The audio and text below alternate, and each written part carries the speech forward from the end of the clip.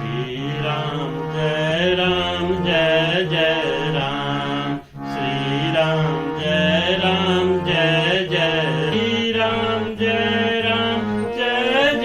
राम। सज्जनों नमस्कार, भक्ति उदय चैनल में आपका स्वागत है।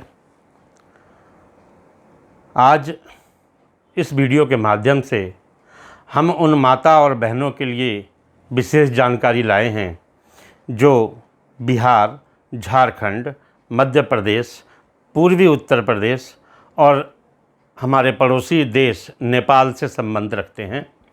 ऐसी माताओं और बहनों को आश्विन माह में कृष्ण पक्ष के अंदर जो अष्टमी तिथि होती है उस दिन जीवित पुत्रिका व्रत जो है वो इन राज्यों की महिलाएं करती हैं। ये जीवित पुत्रिका व्रत अपने संतान की मंगल कामना के लिए, उनको दीर्घायु प्राप्त करने के लिए, उनके उज्ज्वल भविष्य के लिए माताएं ये व्रत जीवित पुत्रिका का आश्विन माह के कृष्ण पक्ष की अष्टमी को रखती हैं। आज हम जीवित पुत्रिका व्रत के संबंध में कुछ जानकारी आपको दे रहे हैं ताकि ये व्रत जो लोग नया शुरू कर रहे हों, जो माताएं बहनें पहली बार करने जा रही हों, उनसे कोई गलती ना हो जाए। तो इस वीडियो पर आगे बढ़ें उसके पहले आप सभी भक्तों से अनुरोध है कि यदि आप इस चैनल पर नए हैं तो हमारे चैनल को सब्सक्राइब कीजिए और बेल आइकन भी दबाएं ताकि हमारे नए वीडियोज़ की उपयोगी जानकारियां आपको समय पर प्राप्त हो सकें। अगर वीडियो पसंद आए सज्जनों तो इसे लाइक और शेयर करना न भूलें।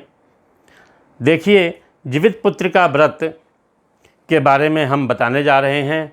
ये आश्विन माह के कृष्ण पक्ष की अष्टमी को किया जाता है, लेकिन ये व्रत सप्तमी तिथि से ही आरंभ हो जाता है और नौमी तिथि तक चलता है।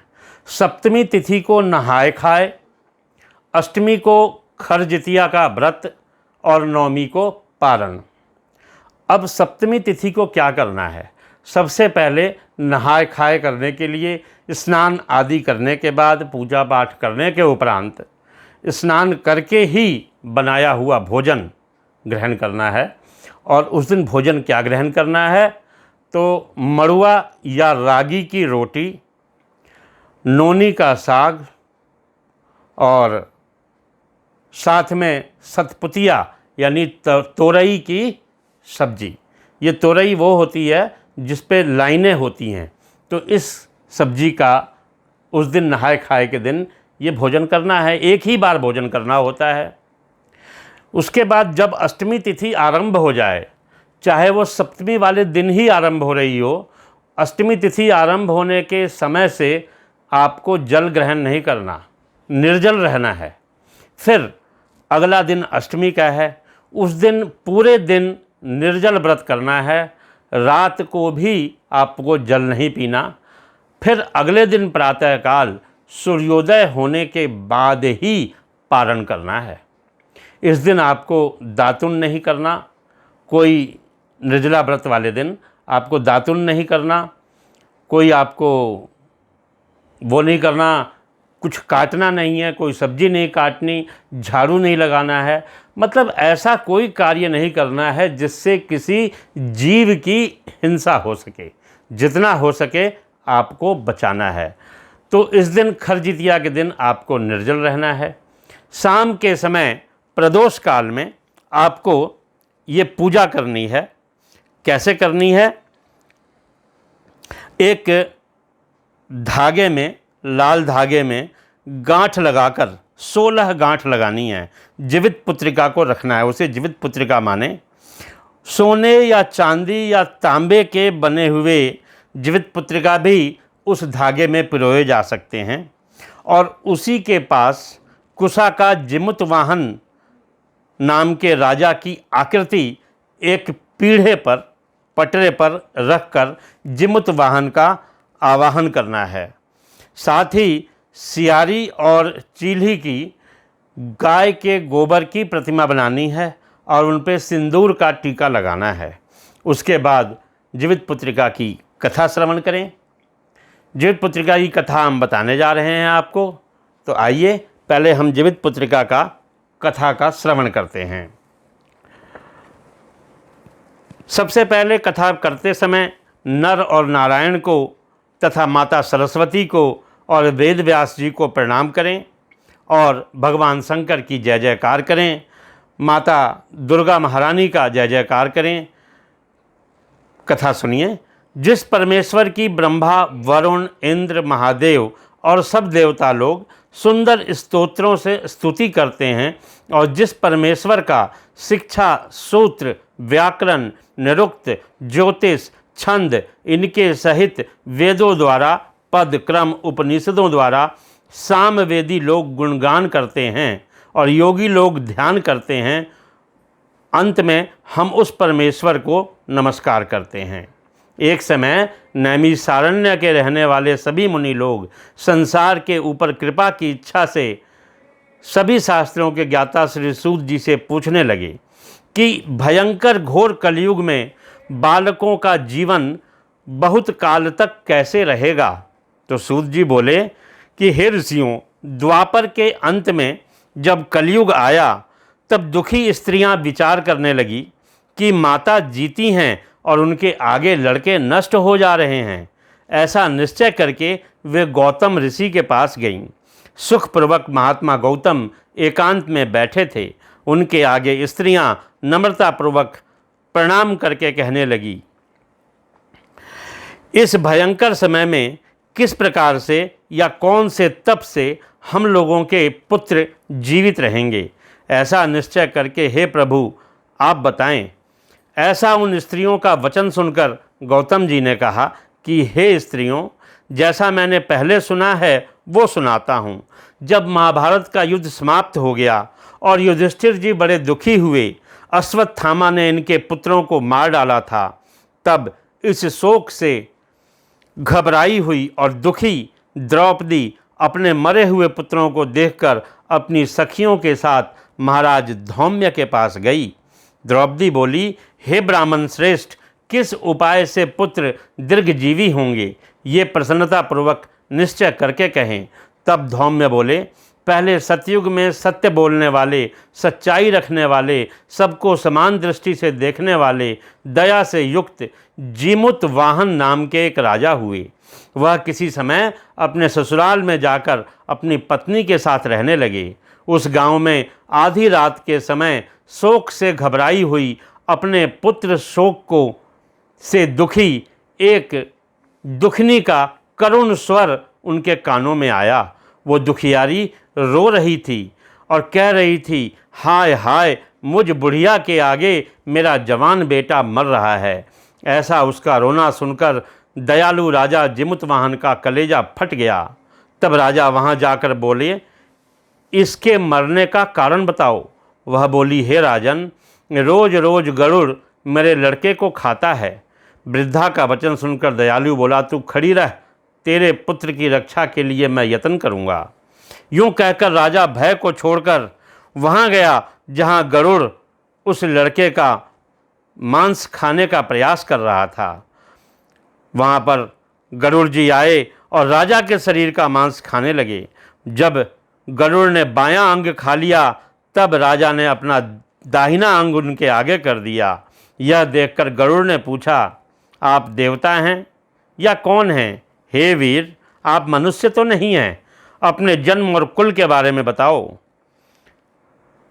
मांस खाने की पीड़ा से पीड़ित राजा बोले, हे गरुड़, आप अपनी इच्छापूर्वक मांस खाइए, व्यर्थ के प्रश्नों का क्या लाभ। इस बात को सुनकर गरुड़ ने मांस खाना छोड़ दिया और आग्रहपूर्वक राजा के जन्म और कुल के बारे में पूछने लगे। तब राजा बोला, मेरी माता का नाम सैब्या है और पिता राज शालिवाहन हैं। सूर्य वंश में उत्पन्न हुआ मैं राजा जिमुतवाहन हूँ। गरुड़ की यह बात सुनकर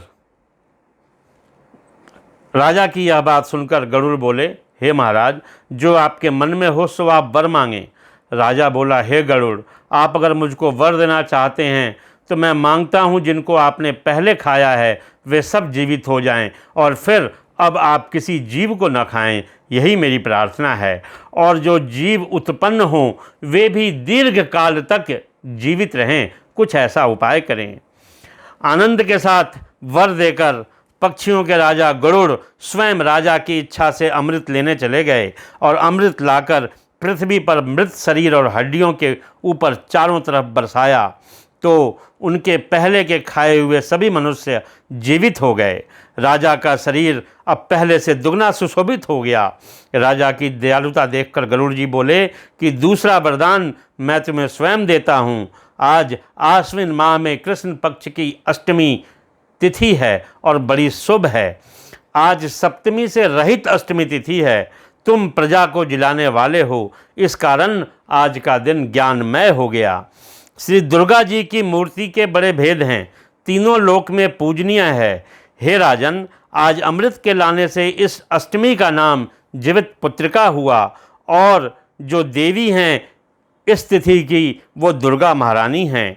इस अष्टमी तिथि में जो स्त्रियां जीवित पुत्रिका का पूजन करेंगी और कुशा से तुम्हारी आकृति बनाकर श्रद्धा और भक्ति से पूजन करेंगी, उनके सौभाग्य की वृद्धि और वंश की वृद्धि होगी। हे महाराज, इसमें संदेह नहीं।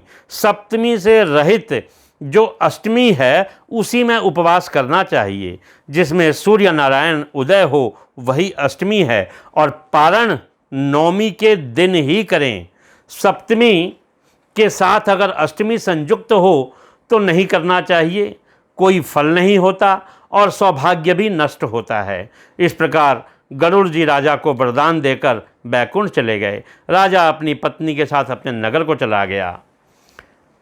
धौम्य ब्राह्मण कहते हैं कि हे द्रौपदी, यह बहुत दुर्लभ व्रत मैंने कहा, जिस व्रत के प्रभाव से लड़के बहुत दिनों तक जीवित रहते हैं। इस वास्ते हे द्रौपदी, इस व्रत को पूर्वोक्त विधि से करो और इसमें पार्वती जी जो शैल पुत्री हैं उनका पूजन करो, तब तुमको फल प्राप्त होगा। मुनि के वचन को सुनकर द्रौपदी ने बड़े प्रसन्न होकर गांव की सभी स्त्रियों को बुलाकर इस उत्तम व्रत को किया। गौतम जी कहते हैं, इस व्रत के प्रभाव को एक चील ने सुन लिया और उसने जाकर अपनी सखी सियारिन से बताया। दोनों चील और सियारिन ने इस व्रत को करने का संकल्प किया। किसी पीपल की डाली में रहकर चीली व्रत करने लगी और उसी पीपल के खोडर में सियारिन भी व्रत करने लगी। कहीं पर उत्तम ब्राह्मण से चील इस कथा को सुनकर आई और अपनी सखी सियारिन जो कि खोडर में बैठी थी उसे सुनाया। आधी कथा सुनते ही सियारिन को भूख लग गई और वो खोडर से निकलकर मुर्दों से भरे हुए शमशान पर गई। वहाँ जाकर अपनी इच्छा पूर्वक सियारिन ने मांस खाया और चील ने निर्जल व्रत किया। इसके बाद अगला दिन आ गया। गौशाला में जाकर सुगंधित सुंदर जल पीकर स्वस्थ चित्त से चील ने नवमी के दिन पारण किया। कुछ दिनों के बाद चील और सियारिन दोनों ने अपना शरीर छोड़ दिया। बाद में कौशलपुर में किसी धनी के घर संजोग से दोनों का एक ही घर में जन्म हुआ। बड़ी बहन सियारिन और छोटी बहन चील हुई। संपूर्ण लक्षणों से युक्त उनको जाति का स्मरण रहा। बड़ी बहन काशी राज से ब्याही गई और छोटी बहन काशी राज के मंत्री से। उन दोनों का गृहस्थ धर्म के अनुसार अग्नि के समीप ब्याह हुआ। पूर्व जन्म के फल से मृगनैनी रानी से जो लड़का उत्पन्न हुआ जो कि सियारिन थी, वो सब यमराज के प्रिय हो गए और जाति का स्मरण रखने वाली मंत्री की पत्नी ने 8 पुत्र उत्पन्न किए। 8 वसुओं की माता की तरह उसको देखकर राजा की पत्नी राजा के आगे ईर्ष्या के साथ बोली, हे राजन, मेरे वचनों को पूरा करो। जिस रास्ते से मेरे लड़के यमराज के यहाँ गए हैं उसी रास्ते से अगर मेरी बहन के लड़कों को भी पहुँचा दो तब तो मैं जीवित रहूँगी, नहीं तो मैं भी प्राण त्याग दूँगी। यह सुनकर राजा ने वैसा ही करने का प्रयास किया। इसके बाद भी जब जब राजा ने उनको मारने का प्रयास किया तो इस जीवित पुत्रिका व्रत ने उनको जिला दिया। एक समय वन में उन 8 पुत्रों के सिर काटकर बांस की टोकरी में रहकर मंत्री के घर भेज दिया। लेकिन जब वे टोकरी खोली गई तो वो तो टोकरी अनेक प्रकार के हीरे जवाहरात और रत्नों से भरी हुई थी और लड़के दौड़े दौड़े अपनी माँ के पास चले आए। तब रानी ने आकर अपनी छोटी बहन से पूछा कि बहन, तुमने ऐसा क्या तप किया है कि तुम्हारे बेटे मर मर के भी जीते हैं? तब मंत्री की पत्नी बोली, पूर्व जन्म में मैं चील थी और तू सियारिन।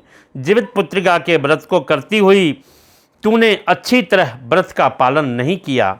उस दोष से हे बहन तेरे लड़के मर जाते हैं। मेरा व्रत नष्ट नहीं हुआ था और तेरा व्रत जो है नष्ट हो गया था, इसीलिए मेरे लड़के जीवित रहते हैं। अब तू भी राजा के साथ इस व्रत को कर। इस व्रत के प्रभाव से तुम्हारे पुत्र जीवित रहेंगे। हे भाग्यवती, मैं सच कहती हूँ, उसके व्रत को सुनकर वो जो चील रानी थी उसने भी इस व्रत को किया। उस दिन से उस राजा के पुत्र भी जीवित हुए और बड़े सुंदर सुंदर हुए, बड़े राजा हुए, बहुत दिनों तक जीने वाले हुए।